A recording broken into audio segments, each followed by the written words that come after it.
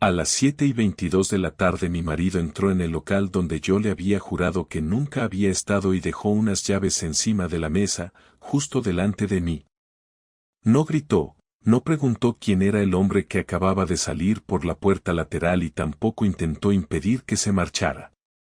Sergio se limitó a señalar las llaves y dijo, las encontraron esta mañana debajo de una furgoneta, a 3 calles de aquí. Yo reconocí inmediatamente el llavero rojo de mi oficina, pero fingí no hacerlo. Él me miró durante unos segundos, volvió a guardárselo en el bolsillo y añadió algo que me dejó mucho más nerviosa que una acusación, vale, Laura. Entonces voy a hacerlo de otra manera. El local era un pequeño taller de impresión y rotulación situado en una calle secundaria de Delicias, en Zaragoza, entre una tienda de recambios y un almacén de persianas, y yo no tenía ninguna razón convincente para estar allí a esa hora.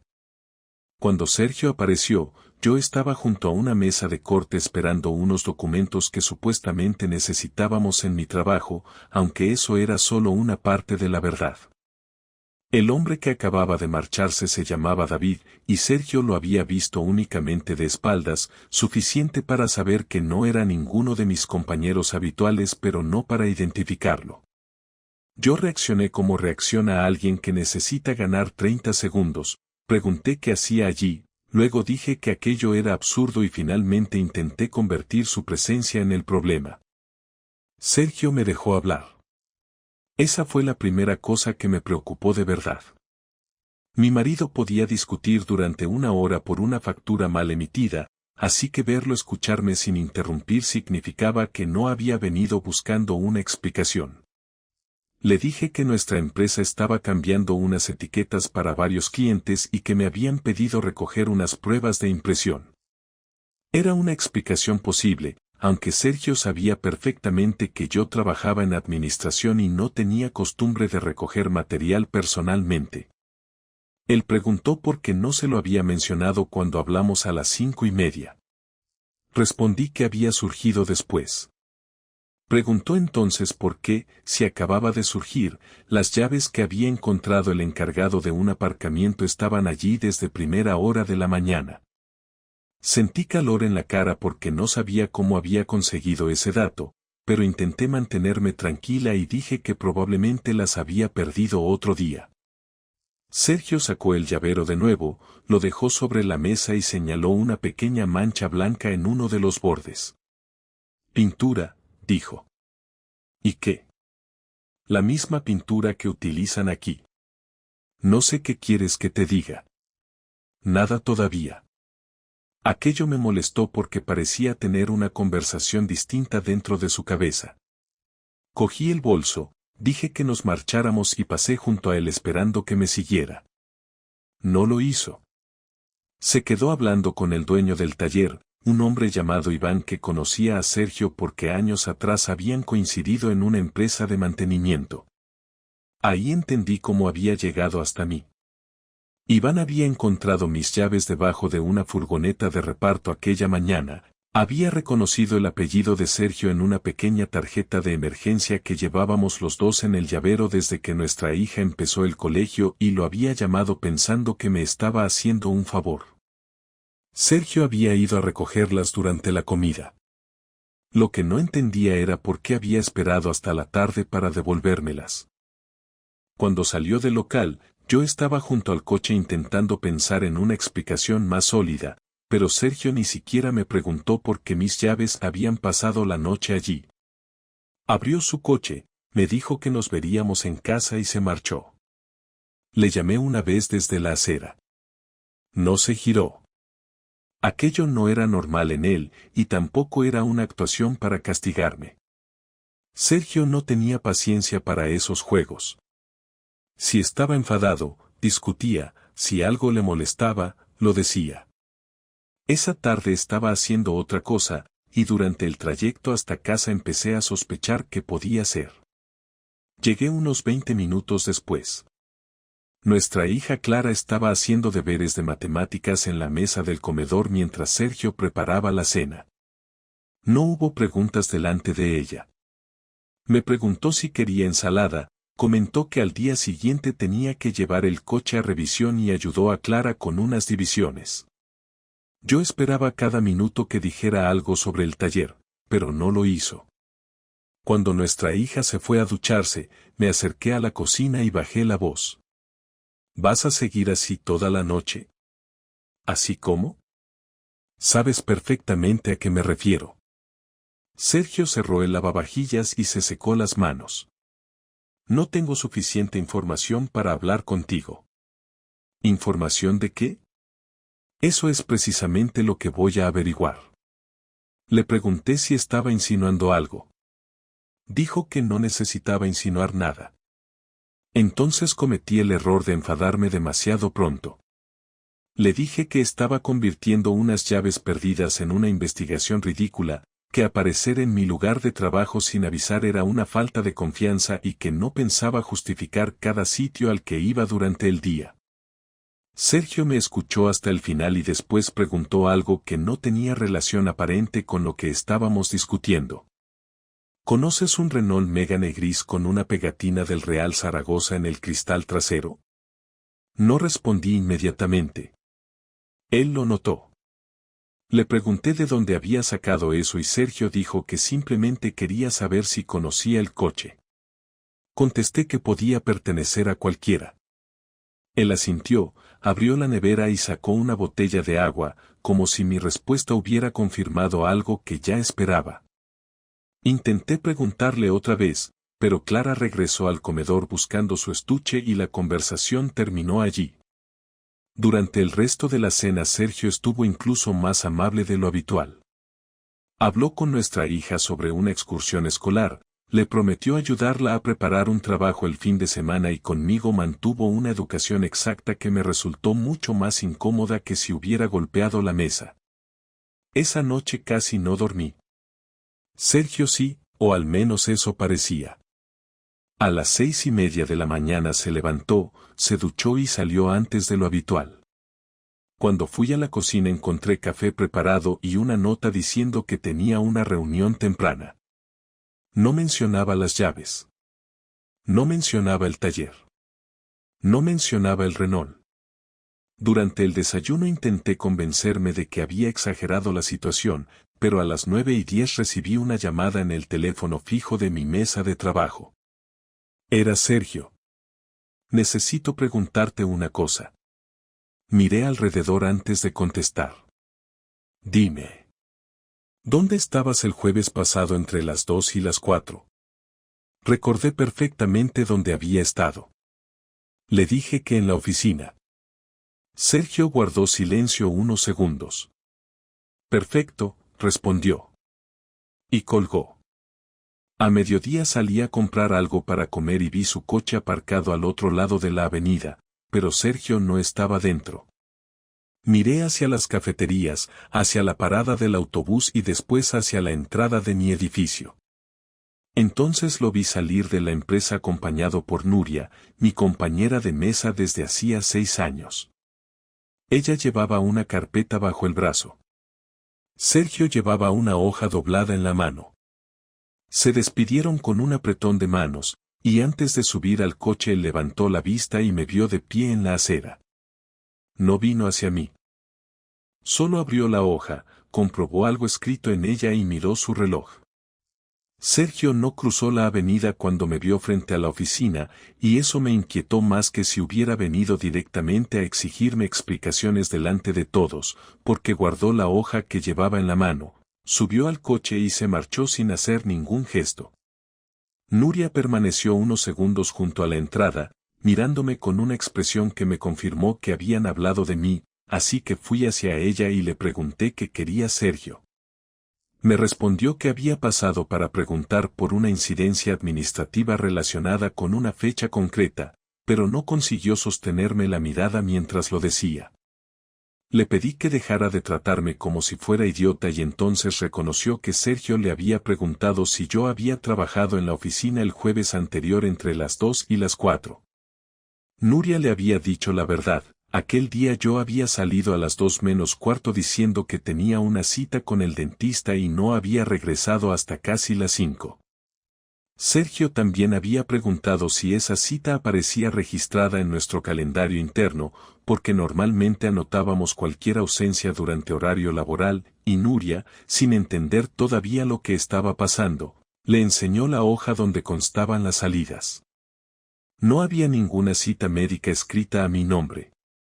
Cuando le pregunté por qué le había enseñado algo así, ella se puso a la defensiva y me recordó que Sergio había dicho que necesitaba confirmar un dato por un asunto del seguro familiar. Yo sabía que eso no tenía sentido, pero tampoco podía enfadarme con Nuria sin revelar exactamente por qué me preocupaba tanto. Regresé a mi mesa sin comer y durante casi una hora fui incapaz de concentrarme en una sola factura. A las 3 llamé a Sergio desde el fijo del trabajo, porque utilizar mi móvil me parecía de repente una mala idea aunque no hubiera nada que él pudiera ver desde allí. Le pregunté directamente por qué había ido a hablar con Nuria y él contestó que quería comprobar si yo estaba diciendo la verdad. Le dije que aquello era una invasión de mi intimidad, que podía haber tenido una cita personal y que no estaba obligada a registrar cada movimiento de mi vida. Sergio respondió que estaba de acuerdo y después añadió que el problema era haberle dicho esa mañana que yo no había salido de la oficina. Intenté corregirme diciendo que quizá había confundido el jueves con otro día, pero él ya había preparado la siguiente pregunta. Quería saber en qué clínica dental había estado. Le dije que no recordaba el nombre porque era una consulta nueva cerca del centro. Sergio preguntó entonces por qué no aparecía ningún pago de dentista en nuestra cuenta. Respondí que había pagado en efectivo. Me preguntó cuánto. Dije 40 euros. Hubo unos segundos de silencio antes de que él me contestara. Laura, ya está. ¿Qué significa eso? Que no necesito seguir preguntando. Pues parece que sí necesitas. Esta tarde voy a comprobar una última cosa. Antes de que pudiera preguntarle cuál, colgó. Aquello cambió por completo mi miedo, porque hasta entonces podía pensar que Sergio tenía sospechas sueltas, pero ahora estaba siguiendo una secuencia. Sabía lo del taller, sabía lo del Renault gris y había confirmado que yo había mentido sobre el jueves. Lo que todavía no sabía era que el coche pertenecía a David, ni que durante las últimas semanas yo había utilizado varias veces el taller de Iván como punto de encuentro porque David llevaba allí material para su empresa. Tampoco sabía que el jueves no habíamos ido al taller. Habíamos quedado en una vivienda vacía que David estaba ayudando a reformar cerca de la Plaza de San Francisco, un piso perteneciente a un familiar suyo donde nadie vivía todavía. Yo había aceptado verlo allí porque nos permitía hablar sin encontrarnos con conocidos, y aunque durante semanas me había repetido que lo nuestro era una conversación que se había salido de control, el jueves habíamos dejado de poder llamarlo así. A las 5:20 salí de la oficina esperando encontrar a Sergio, pero no estaba. Conduje hasta casa por una ruta distinta y durante todo el trayecto miré varias veces el retrovisor, consciente de lo ridículo que resultaba preocuparme por si mi propio marido me seguía. Cuando llegué, Clara estaba con mi hermana porque Sergio le había pedido que la recogiera del colegio y la llevara a merendar. Él tampoco estaba en casa. Lo llamé 2 veces sin respuesta. A las 6:07 recibí un mensaje suyo que solo decía que volvería más tarde y que no preparara cena para él. Intenté llamar a David, pero tampoco respondió, y entonces empecé a entender lo que podía estar ocurriendo. David trabajaba esa tarde visitando obras y solía terminar una de sus rutas precisamente cerca del piso donde habíamos estado el jueves. Si Sergio había conseguido relacionar el Renault con él, podía haber averiguado su empresa utilizando únicamente la matrícula parcial que quizá había visto cerca del taller. A las 7:15 David finalmente me llamó. Su voz estaba baja y acelerada. Me preguntó si Sergio sabía quién era él. Le respondí que no estaba segura y quiso saber por qué un hombre que coincidía exactamente con la descripción que yo le había dado de mi marido acababa de presentarse en la obra preguntando por el propietario del Renault. Sentí que se me cerraba la garganta, pero le pedí que me explicara qué había pasado. David dijo que Sergio no había hecho una escena, ni lo había amenazado, ni había mencionado mi nombre al principio. Había preguntado por un golpe pequeño que el Renault tenía junto al faro trasero y dijo que quizá había rozado su coche días antes. David, creyendo que era una cuestión de seguros, salió a comprobarlo. Entonces Sergio vio el llavero que llevaba sujeto al pantalón. Era una pieza metálica rectangular con el logotipo del mismo taller de impresión donde me había encontrado el día anterior. David me confesó que Sergio se quedó mirando ese llavero durante varios segundos y después preguntó si había estado allí el martes. David respondió que sí antes de darse cuenta de que algo no encajaba. Laura, creo que lo sabe. ¿Qué le has dicho? Nada sobre nosotros. ¿Entonces qué sabe? David tardó demasiado en contestar. Me siguió. No entendí al principio. David explicó que Sergio había fingido marcharse, pero después lo había seguido cuando él terminó la visita. David condujo hasta el piso de la plaza de San Francisco porque necesitaba recoger unas herramientas que había dejado allí, exactamente el mismo lugar donde habíamos estado juntos el jueves. Sergio se quedó al otro lado de la calle unos minutos y luego entró en el portal cuando un vecino salió. David no sabía qué había hecho dentro porque él había bajado por la escalera de servicio y se había marchado sin cruzarse con él. A las 8:12 escuché la llave de Sergio en nuestra puerta. Entró sin chaqueta, dejó una pequeña bolsa de papel sobre la mesa del comedor y se quedó mirándome desde el pasillo. Yo pregunté dónde había estado y él respondió que había ido a una dirección cerca de la plaza de San Francisco. Después abrió la bolsa y sacó un pendiente pequeño de plata. Era mío. Lo había perdido el jueves. Sergio lo sostuvo entre dos dedos y me preguntó una sola cosa. ¿Quieres decirme tú que hacía esto debajo de una cama en un piso vacío, o prefieres que te diga primero con quién te vi salir de allí la semana pasada? Sergio dejó mi pendiente sobre la mesa y no apartó la mirada mientras esperaba una respuesta, pero yo todavía estaba intentando entender la última parte de su pregunta, porque acababa de decir que me había visto salir de aquel piso la semana anterior y eso significaba que sus sospechas habían empezado antes de las llaves, antes del taller y antes de hablar con Nuria. Le pregunté cuándo me había seguido y él corrigió la frase con una calma que me resultó insoportable, porque dijo que no me había seguido, sino que había ido a buscarme el jueves después de que yo no respondiera a 2 llamadas y había visto mi coche aparcado cerca de la plaza de San Francisco. Según él, pensó que quizá había ocurrido algo porque yo le había dicho por la mañana que no saldría de la oficina, así que dejó su coche unas calles más lejos y caminó hasta el mío. Esperó unos 15 minutos.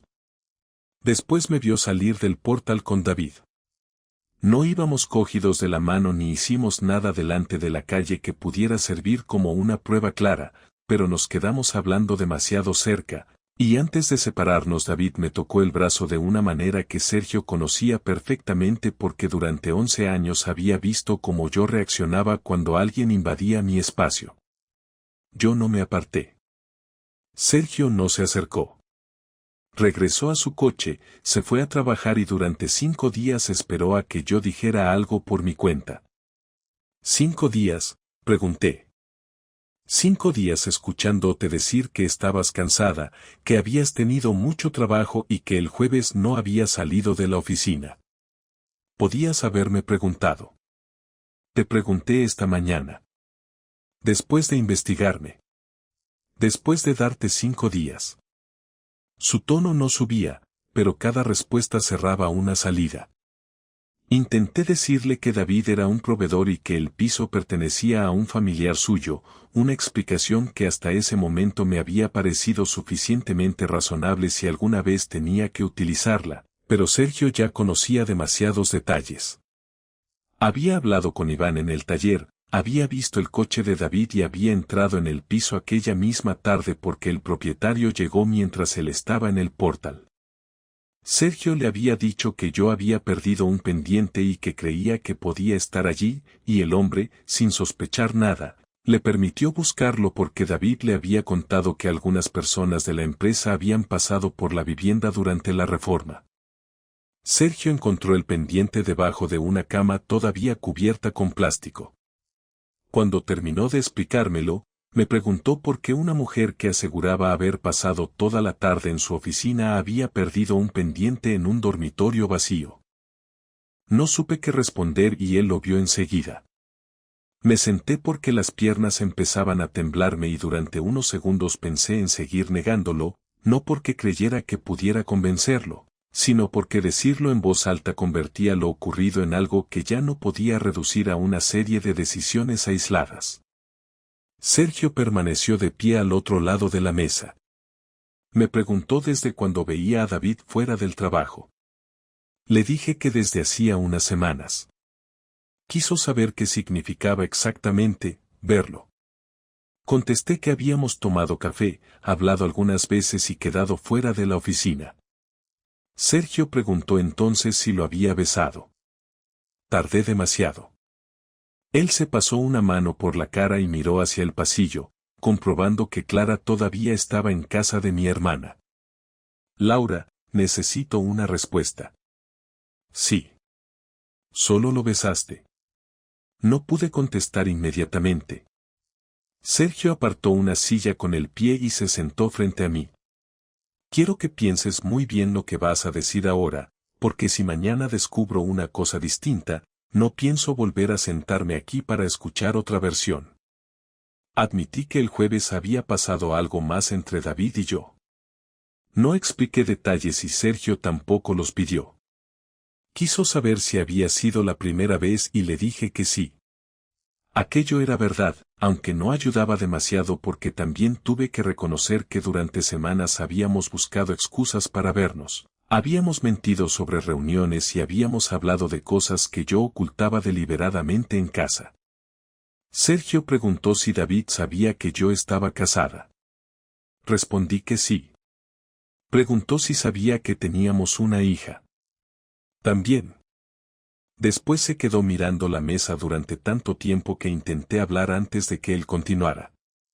Le dije que nuestra relación llevaba meses distante, que casi nunca teníamos tiempo para nosotros y que yo me había sentido ignorada. No había terminado cuando Sergio levantó la mano para detenerme. No hagas eso. Estoy intentando explicarte cómo llegué hasta aquí. Puedes explicarme lo que hiciste, pero no conviertas nuestras discusiones en el motivo por el que entraste en ese piso. Le dije que no estaba intentando culparlo y él respondió que acababa de hacerlo. Entonces perdí la paciencia, porque llevaba más de una hora sintiéndome examinada y porque una parte de mí seguía buscando cualquier forma de recuperar algo de control. Le recordé las veces que llegaba tarde, los fines de semana en los que contestaba llamadas de mantenimiento, las cenas que habíamos aplazado y la cantidad de noches en las que acabábamos hablando únicamente de horarios, facturas y colegio. Sergio me escuchó y después hizo una pregunta que cortó todo lo que yo estaba intentando construir. ¿Cuándo me dijiste que estabas tan mal como para pensar en estar con otra persona? No pude darle una fecha porque nunca se lo había dicho. Había protestado por su trabajo y por nuestra rutina, pero nunca le había dicho que estaba pensando en cruzar ese límite. Sergio asintió cuando vio que no respondía y entonces me preguntó algo todavía peor, si pensaba volver a ver a David. Le dije que no sabía qué iba a pasar. Él soltó una risa breve, sin humor, y se levantó de la mesa. Eso era lo único que necesitaba saber. Me asustó la facilidad con la que recogió el pendiente y volvió a meterlo en la bolsa, porque parecía haber tomado una decisión mientras yo seguía intentando entender qué acababa de destruir. Le pregunté si iba a marcharse y respondió que esa noche dormiría en el despacho para que Clara no notara una discusión, pero que a la mañana siguiente hablaría con un abogado. Le pedí que no hiciera nada impulsivo y Sergio se giró hacia mí con la primera expresión de auténtica rabia que le había visto desde que entró. Impulsivo fue lo que hiciste tú. Yo llevo 6 días pensando. Quise acercarme, pero él retrocedió antes de que pudiera tocarlo. Después abrió el cajón donde guardábamos los documentos de la casa, sacó una carpeta azul con nuestras escrituras, contratos y extractos, y se encerró en el despacho. A las 10:30 Clara volvió con mi hermana, y Sergio salió como si nada hubiera ocurrido, la ayudó a preparar la mochila y le preguntó por la merienda. Yo apenas pude hablar durante el resto de la noche. A la mañana siguiente, antes de que Clara se despertara, encontré sobre la mesa de la cocina una lista escrita por Sergio con nuestras cuentas comunes, el coche, la hipoteca y varios gastos mensuales. Debajo había añadido una última línea que no entendí hasta que vi que faltaban dos cosas del trastero. La caja metálica donde guardábamos nuestros documentos importantes y el juego completo de llaves del apartamento que habíamos comprado juntos para alquilarlo. A las 7 de la mañana bajé al trastero esperando encontrar a Sergio y descubrí que había vaciado únicamente una estantería, pero había elegido con una precisión que me hizo entender que aquello no era una mudanza improvisada. Faltaban su caja de herramientas, 2 maletas, la bicicleta que utilizaba los domingos, varias carpetas de trabajo y 3 cajas donde guardaba objetos de antes de nuestro matrimonio. Mis cosas seguían exactamente en su sitio. Cuando regresé arriba, Sergio estaba preparando el desayuno de Clara y llevaba la misma ropa del día anterior, así que comprendí que no había dormido. Esperé hasta que nuestra hija entró en el baño y le pregunté dónde había llevado todo. Sergio me dijo que al apartamento que teníamos alquilado por temporadas, porque el último inquilino se había marchado el mes anterior y todavía estaba vacío.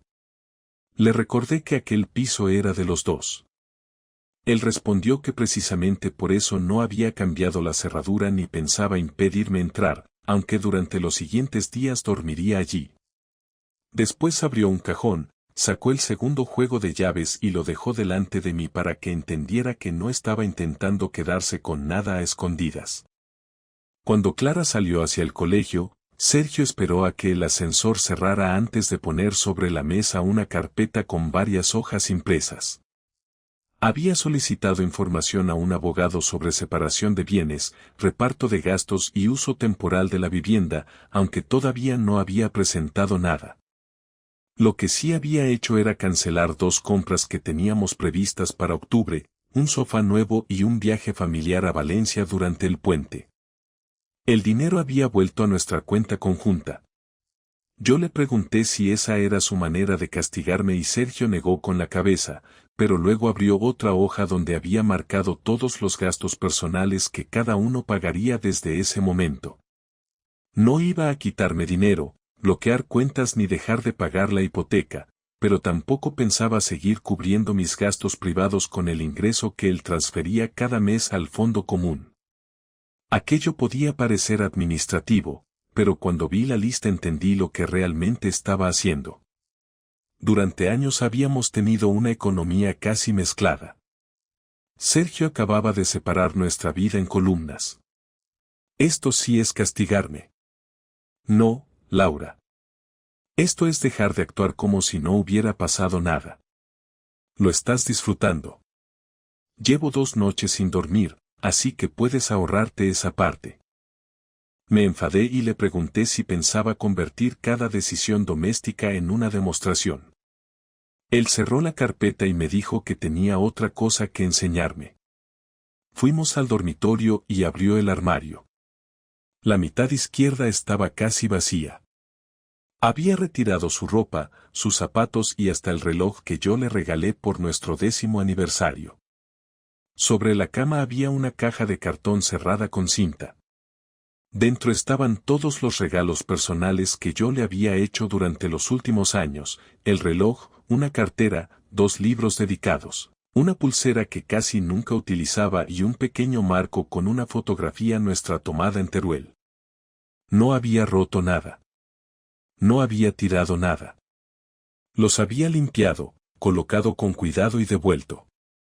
¿Qué quieres que haga con esto? Lo que quieras. ¿Por qué me devuelves cosas que son tuyas? Porque ahora mismo no quiero verlas todos los días.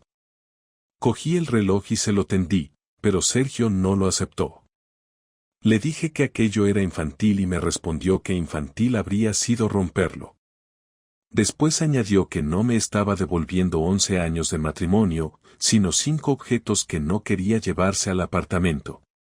Esa explicación me irritó precisamente porque era razonable. Yo habría preferido una escena que me permitiera enfadarme con él.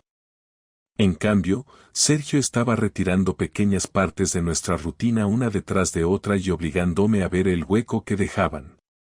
La siguiente sorpresa llegó esa misma tarde. Sergio había quedado con David. Me enteré porque David me llamó desde un número desconocido y me preguntó si yo le había dado a mi marido su dirección de trabajo. Le respondí que no y entonces confesó que Sergio se había presentado en una cafetería situada frente a una de las obras donde él trabajaba, le había pedido 10 minutos y se había sentado con él en una mesa exterior. No hubo amenazas ni golpes. Sergio le preguntó cuánto tiempo llevaba viéndome, quién había iniciado el contacto y si el jueves había sido realmente la primera vez que nuestra relación había pasado de las conversaciones. David, nervioso, le contó más de lo que me había contado a mí. Admitió que llevaba casi 2 meses intentando convencerme de que dejara de esconder lo que sentía y que ya habíamos hablado de la posibilidad de vernos con más frecuencia. También reconoció que yo le había dicho que mi matrimonio estaba prácticamente acabado, algo que nunca había dicho en casa. Cuando Sergio volvió al apartamento familiar esa noche para recoger algunas cosas, lo enfrenté nada más entrar. ¿Has ido a hablar con David? Sí. No tenías derecho. Tampoco necesitaba permiso para preguntarle nada. Él podía levantarse e irse. ¿Qué te ha contado? Bastante. Le pedí que me dijera exactamente qué sabía y Sergio se negó. Explicó que llevaba días escuchando versiones y que quería comprobar si yo era capaz de contarle toda la verdad sin saber qué había dicho David. Aquello convirtió la conversación en algo mucho peor, porque cualquier detalle que intentara ocultar podía ser precisamente uno de los que Sergio ya conocía. Terminé admitiendo que había hablado con David de separarme, aunque nunca había tomado una decisión real. Sergio preguntó si David sabía eso. Contesté que yo le había hecho creer que sí. Entonces Sergio abrió su mochila y sacó una llave. Era la llave del apartamento. Me dijo que había pasado la tarde colocando allí todas sus cosas y que, desde ese momento, dormiría fuera de casa 4 noches por semana para que Clara pudiera mantener su rutina conmigo, mientras los otros 3 días él se quedaría con ella y yo tendría que buscar dónde dormir. No iba a echarme de nuestra vivienda ni pedir que nuestra hija eligiera entre nosotros, pero tampoco aceptaría que yo siguiera viviendo como si tuviera un marido disponible mientras decidía qué quería hacer con David. No puedes organizar mi vida así. No la estoy organizando. Estoy organizando la mía. Entonces dejó sobre la cómoda un sobre pequeño. Pensé que eran documentos del abogado, pero dentro había 2 entradas para un concierto que habíamos comprado meses antes y que se celebraba el sábado siguiente. Una estaba a mi nombre. La otra tenía una línea negra trazada sobre el nombre de Sergio y, junto a ella, había una nota escrita por él: invita a David y explícame después si todavía quiere seguir casada conmigo. No invité a David al concierto, y Sergio lo supo antes de que yo se lo dijera porque el sábado por la mañana encontró las 2 entradas todavía dentro del sobre, exactamente donde las había dejado. Había pasado 3 noches en el apartamento y solo volvía a casa para estar con Clara, recoger ropa o revisar algún asunto práctico, de manera que nuestra relación se había reducido a conversaciones sobre horarios, recibos y quién compraría el material que nuestra hija necesitaba para el colegio. Yo había intentado llamarlo 2 veces durante la semana para hablar de nosotros, pero Sergio siempre respondía de la misma manera: si quería hablar, tenía que hacerlo sin ocultar nada y sin utilizar a David, su trabajo o nuestras discusiones como explicación de una decisión que había tomado yo. Aquella mañana me pidió que me sentara en la cocina cuando Clara se fue con mi hermana. Sacó las entradas del sobre, las rompió por la línea perforada y dejó la suya encima de la mesa. Me dijo que no pensaba ir al concierto y que tampoco necesitaba saber qué haría yo con mi entrada. Le pregunté si de verdad quería terminar 11 años de matrimonio por algo que había ocurrido una sola vez. Sergio apoyó las manos sobre la mesa y me recordó que no había empezado una sola vez, sino durante semanas de mentiras, encuentros y conversaciones sobre una separación que él ni siquiera sabía que yo estaba considerando. Cuando intenté decirle que no estaba segura de querer separarme, él respondió algo que me obligó a callarme. Lo que no estaba segura era de dejarme. Estar con él si lo decidiste. Le pregunté si todavía me quería. Sergio tardó bastante en contestar, y durante ese silencio vi que no estaba buscando una frase para hacerme daño, sino una respuesta que pudiera sostener después. Me dijo que sí, pero que aquello no resolvía nada.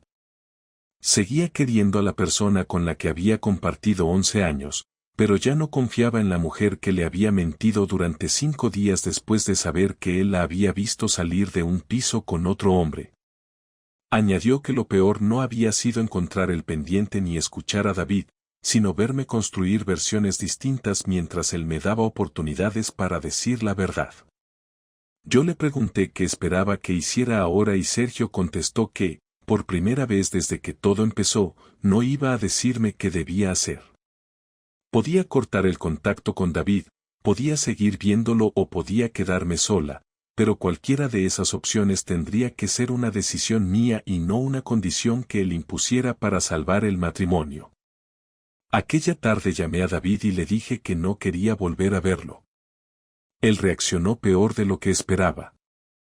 Primero preguntó si Sergio me estaba obligando y luego dijo que yo no podía comportarme como si los últimos 2 meses no hubieran significado nada. Le contesté que sí habían significado algo, precisamente por eso necesitaba terminarlo. David insistió en que yo le había dicho que mi matrimonio estaba acabado, que me sentía atrapada y que Sergio y yo apenas funcionábamos como pareja. Escuchar mis propias frases repetidas por él me produjo una vergüenza distinta, porque varias eran ciertas solo en el momento en que me convenía que fueran ciertas. Le había presentado a David una versión de mi matrimonio diseñada para justificar que yo estuviera allí. Cuando le dije que no volviera a llamarme, él respondió que quería verme una última vez para hablar en persona. Me negué. Entonces me dijo que Sergio ya sabía más de lo que yo imaginaba y colgó. A las 9 de la noche Sergio llegó para quedarse con Clara. Yo había preparado una bolsa porque esa era una de las noches en las que, según el acuerdo provisional que él había organizado, me correspondía dormir fuera. Antes de marcharme le dije que había terminado cualquier contacto con David. Sergio estaba guardando platos en el lavavajillas y se quedó quieto durante unos segundos antes de preguntarme por qué. Le respondí que porque quería intentar reparar nuestro matrimonio. Él cerró el lavavajillas y dijo que esas eran 2 decisiones distintas. Cortar con David era algo que debía haber hecho porque estaba casada, reparar el matrimonio requería comprobar si todavía existía algo que reparar. Le pregunté cuánto tiempo pensaba castigarme con esa distancia y su expresión cambió de inmediato. Deja de llamarlo castigo. ¿Entonces qué es? La consecuencia de que no pueda dormir al lado de ti sin preguntarme qué parte del día me estás ocultando. No supe qué responder.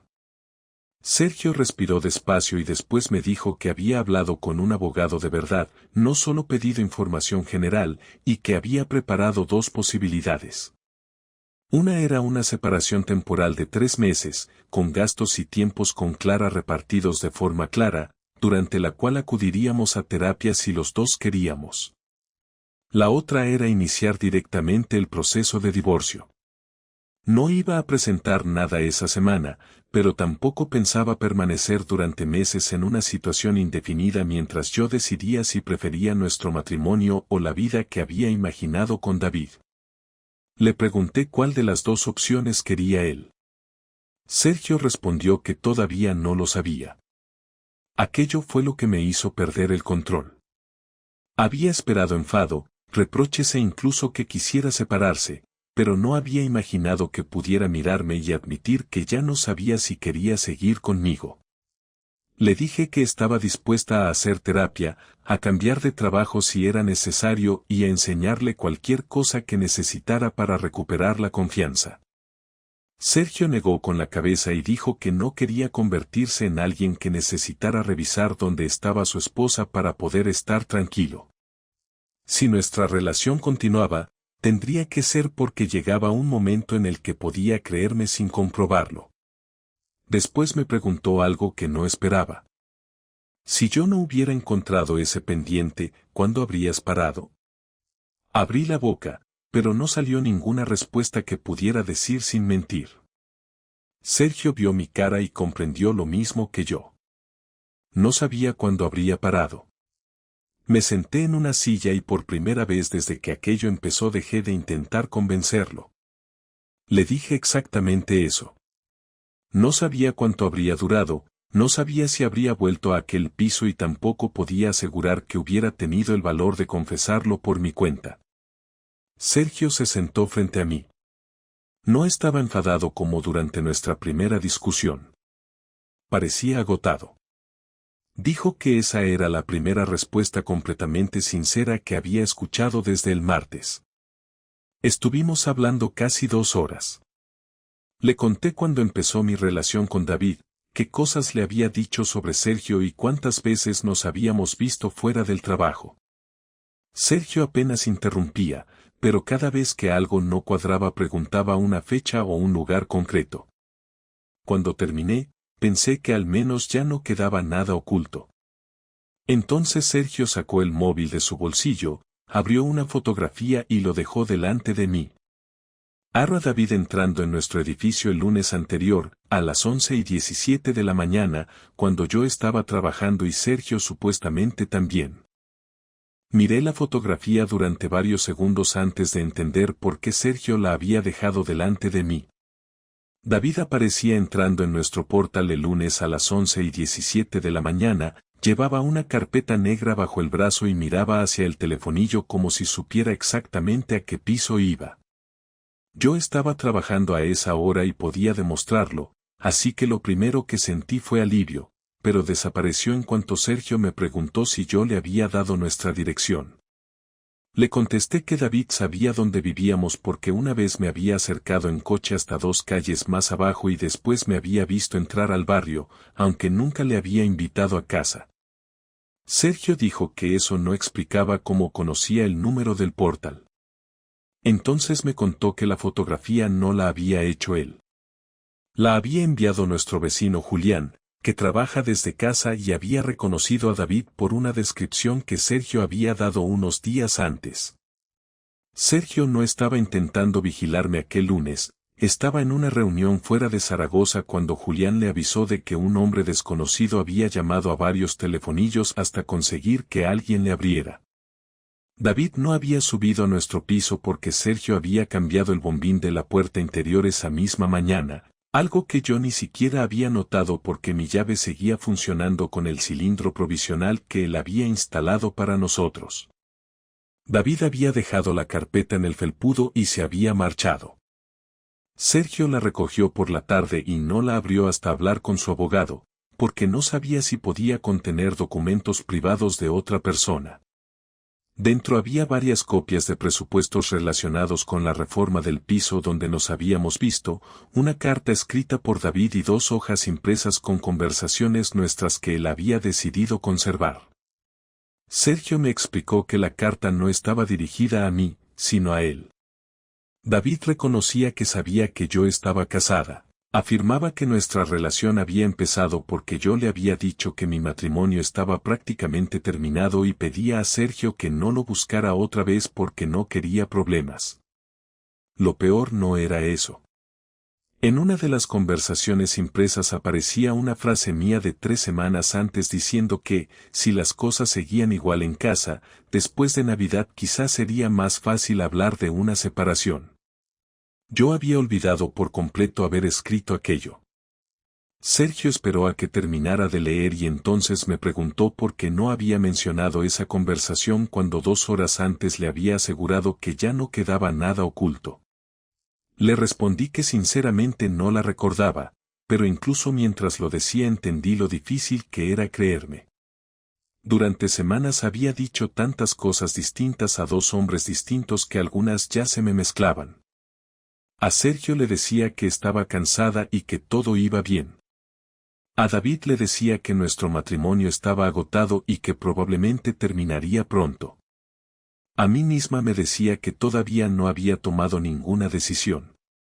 Las 3 versiones no podían ser verdad al mismo tiempo. Sergio recogió las hojas y me dijo que eso era precisamente lo que había terminado de decidir por él. No quiero pasar 3 meses comprobando cuál de tus versiones es la correcta. Te he contado todo esta noche. Te creo cuando dices que estás intentando hacerlo ahora, pero yo ya no puedo construir nada sobre eso. Entonces ya has decidido divorciarte. Sergio tardó unos segundos antes de responder. Sí. No levantó la voz y yo tampoco, porque a esas alturas una discusión habría servido únicamente para retrasar una decisión que llevaba días formándose. Le pregunté si había alguna posibilidad de probar la separación temporal que había mencionado antes, ir a terapia y esperar unas semanas antes de presentar nada. Sergio me dijo que estaba dispuesto a acudir a terapia, pero no para intentar salvar el matrimonio, sino para aprender a gestionar la separación sin convertir a Clara en mensajera ni obligarla a vivir entre discusiones. Quería que siguiéramos viviendo cerca, que compartiéramos las decisiones importantes sobre nuestra hija y que ninguno utilizara lo ocurrido para ponerla en contra del otro. También quería vender el apartamento en lugar de usarlo permanentemente como segunda vivienda, porque mantener 2 hipotecas mientras organizábamos el divorcio no tenía sentido. Yo acepté casi todo sin discutir. Cuando me preguntó si quería quedarme con el piso familiar y asumir mi parte del préstamo, le dije que necesitaba revisar números antes de decidirlo. Aquella conversación fue extrañamente práctica, y precisamente por eso me costó más que la confrontación inicial. Durante los siguientes 5 días firmamos un acuerdo provisional con nuestros abogados. Sergio mantuvo su cuenta personal separada y dejó de hacer transferencias para mis gastos privados, pero siguió pagando exactamente su parte de todo lo relacionado con Clara y la casa. Yo pedí cambiar de departamento en el trabajo para dejar de tratar con la empresa de David, aunque Sergio nunca me lo exigió. David intentó contactar conmigo una vez más desde otro número y lo bloqueé sin responder. No fue un gesto que devolviera nada de lo perdido, pero era una decisión que ya no dependía de conseguir que Sergio cambiara de opinión. El viernes por la tarde llevamos juntos a Clara a casa de mi hermana y después regresamos para tener la conversación que ambos habíamos retrasado. Sergio recogió las últimas cajas de su armario mientras yo permanecía sentada en la cama. Le pregunté si algún día podría hablar conmigo sin pensar primero en lo que había ocurrido. Me dijo que probablemente sí, porque íbamos a seguir siendo padres durante muchos años, pero que no quería prometerme una amistad inmediata para hacerme sentir mejor. ¿Me odias? Estoy enfadado contigo, pero no quiero organizar mi vida alrededor de eso. Ojalá hubiera parado antes. Yo también. No sé qué decirte para arreglar la última parte. No tienes que arreglarla esta noche. Cuando terminó de cargar el coche, Sergio dejó sobre la mesa las llaves del apartamento porque ya había alquilado un piso pequeño cerca del colegio de Clara. Conservó únicamente su llave de nuestra casa para los días en que tuviera que recogerla y acordamos avisarnos siempre antes de entrar. A finales de septiembre presentamos la solicitud de divorcio de mutuo acuerdo. No hubo escenas públicas, publicaciones en redes sociales ni intentos de hacer perder el trabajo a nadie.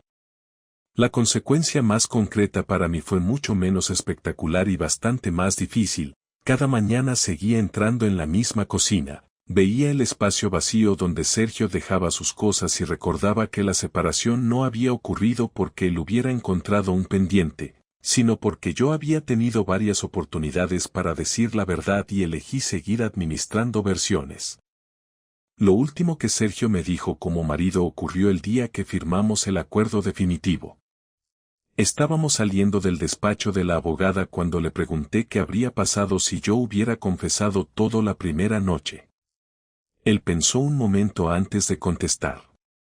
No lo sé, Laura, pero al menos habríamos estado decidiendo sobre la verdad. Después se marchó a recoger a Clara y yo me quedé allí unos minutos antes de volver al trabajo. Durante aquel mes entendí algo bastante sencillo que había evitado mientras todo ocurría. El problema no empezó cuando Sergio consiguió una prueba suficiente para descubrirme. Empezó cada vez que yo comprobaba que todavía podía mentir sin consecuencias inmediatas y utilizaba ese margen para continuar. Mi matrimonio terminó en septiembre, pero no por una investigación complicada ni por una venganza espectacular. Terminó porque, cuando llegó el momento de elegir entre una explicación cómoda y una respuesta completa, escogí demasiadas veces la primera.